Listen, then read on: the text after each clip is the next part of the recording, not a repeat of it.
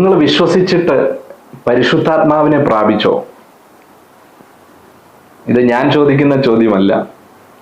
പൗലോസ് അപ്പോസ്തലൻ ജീവിതത്തിൽ ആദ്യമായിട്ട് എഫെസോസിലേക്ക് കടന്നു ചെല്ലുമ്പോൾ അവിടെ കണ്ട ചില ദൈവമക്കളോട് ചോദിച്ചൊരു ചോദ്യമാണ്, നിങ്ങൾ വിശ്വസിച്ചിട്ട് പരിശുദ്ധാത്മാവിനെ പ്രാപിച്ചുവോ?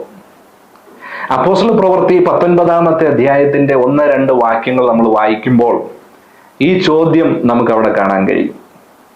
ജീവിതത്തിൽ ആദ്യമായിട്ട് പരിചയപ്പെടുന്ന, ആദ്യമായിട്ട് കാണുന്ന ഒരാളോട് ചോദിക്കാൻ പറ്റിയ ഒരു ചോദ്യമാണോ? നമ്മൾ ജീവിതത്തിൽ ആദ്യമായിട്ട് ഒരാളെ കണ്ടു കഴിഞ്ഞാൽ അവരോട് ചോദിക്കുന്ന ചോദ്യമാണോ ഇത്? നമ്മളൊരാളെ കണ്ടു കഴിഞ്ഞാൽ നമ്മൾ ചോദിക്കുക, എന്താ പേര്, എവിടെയാ താമസിക്കുന്നത്, എന്താ ജോലി ചെയ്യുന്നത്? അപ്പോൾ ഇങ്ങനെയൊക്കെയുള്ള ചോദ്യങ്ങളായിരിക്കും പലപ്പോഴും നമ്മൾ ചോദിക്കുന്നത്. എന്നാൽ പൗലോസ് അപ്പോസ്തലൻ ജീവിതത്തിൽ ആദ്യമായി കണ്ട മനുഷ്യരോട് അല്ലെങ്കിൽ ആൾക്കാരോട് ചോദിക്കുകയാണ്, നിങ്ങൾ വിശ്വസിച്ചിട്ട് പരിശുദ്ധാത്മാവിനെ പ്രാപിച്ചുവോ? അപ്പോൾ ഈ ചോദ്യത്തിന്റെ ഗൗരവം നമുക്ക് അതിൽ നിന്ന് തന്നെ മനസ്സിലാക്കാൻ കഴിയും. മറ്റെല്ലാ ചോദ്യങ്ങളെ അപ്രസക്തമാക്കിക്കൊണ്ട് ഒരു ചോദ്യം, നിങ്ങൾ വിശ്വസിച്ചിട്ട് പരിശുദ്ധാത്മാവിനെ പ്രാപിച്ചുവോ? അപ്പോൾ അവർ പറയുകയാണ്, ഞങ്ങൾ പരിശുദ്ധാത്മാവിനെ കുറിച്ച് കേട്ടിട്ട് പോലും ഇല്ല. അപ്പോൾ പൗലോസ് അപ്പോസ്തലൻ തിരിച്ച് അവരോട് ചോദ്യം, നിങ്ങൾ ഏറ്റ സ്നാനം ഏതാണ്? അപ്പോൾ അവർ പറയുന്നു, ഞങ്ങൾ യോഹന്നാന്റെ സ്നാനമാണ് ഏറ്റത്. പൗലോസ് അപ്പോസ്തലൻ പറയുകയാണ്, യോഹന്നാൻ മാനസാന്തരത്തിനായിട്ടുള്ള സ്നാനമാണ് കഴിപ്പിച്ചത്. നിങ്ങൾ യേശുവിൽ വിശ്വസിക്കുകയും സ്നാനമേൽക്കുകയും ചെയ്യണമെന്ന് അവരോട് പറയുകയാണ്. ഉടൻ തന്നെ അവർ അവിടെ സ്നാനമേൽക്കുകയും പൗലോസ് അപ്പോസ്തലൻ അവർക്ക് വേണ്ടി പ്രാർത്ഥിച്ചപ്പോൾ അവരുടെ മേൽ പരിശുദ്ധ ആത്മാവ് ഇറങ്ങി വരികയും അവർ അന്യഭാഷകളിൽ സംസാരിക്കുകയും പ്രവചിക്കുകയും ചെയ്യുവാനിടയായി. പ്രിയമുള്ളവരെ, ഈ ചോദ്യം ഇന്നും പ്രസക്തമാണ്.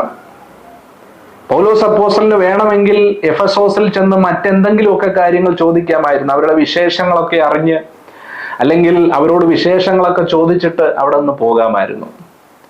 എന്നാൽ പൗലോസ് അപ്പോസ്തലന്റെ ചോദ്യം അത് വളരെ പ്രസക്തമായ ചോദ്യമായിരുന്നു. ആ ചോദ്യം ചോദിച്ചത് കൊണ്ട് അന്ന് ആ 12 പേര് അവിടെ പരിശുദ്ധാത്മാവിനാൽ നിറയപ്പെടുവാനിടയായി.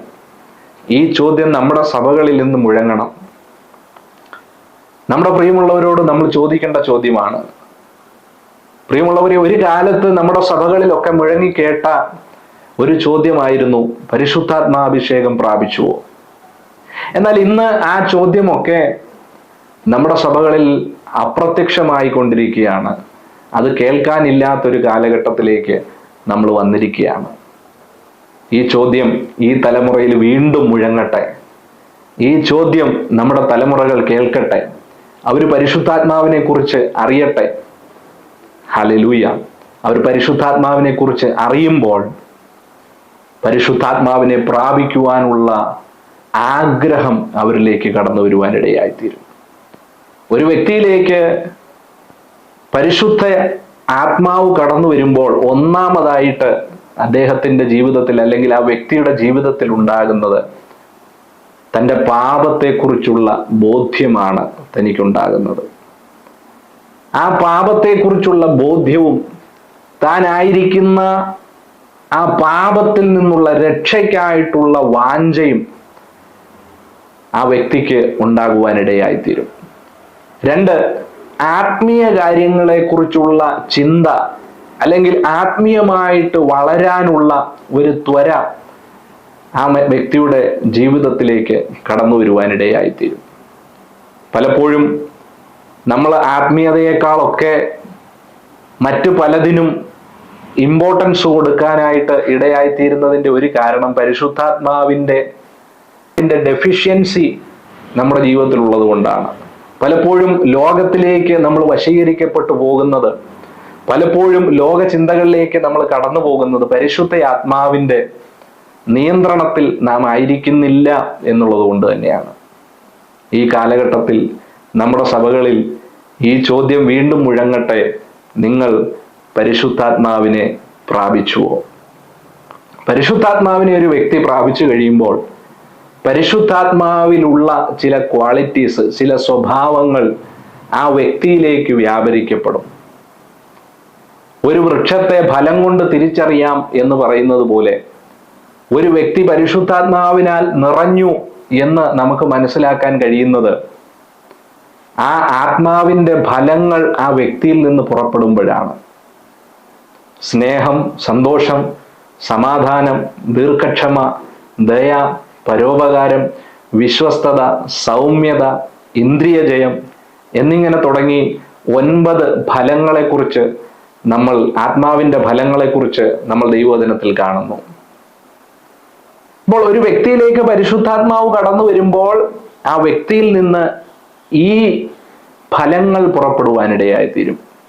ഒരു വ്യക്തിയിലേക്ക് പരിശുദ്ധ ആത്മാവ് കടന്നു വരുമ്പോൾ ആത്മാവ് വെറും കൈയോടെ അല്ല കടന്നു വരുന്നത്, ചില വരങ്ങളുമായിട്ടാണ് കടന്നു വരുന്നത്.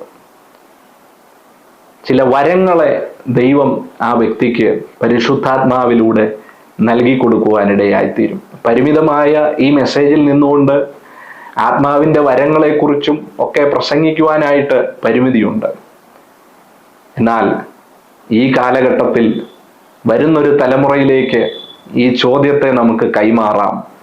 നമ്മുടെ സഭകളിൽ ഈ ചോദ്യം മുഴങ്ങിക്കേൾക്കട്ടെ: പരിശുദ്ധാത്മാവിനെ നിങ്ങൾ പ്രാപിച്ചുവോ? ആമേൻ. ഈ വചനങ്ങളാൽ ദൈവം നമ്മെ അനുഗ്രഹിക്കട്ടെ.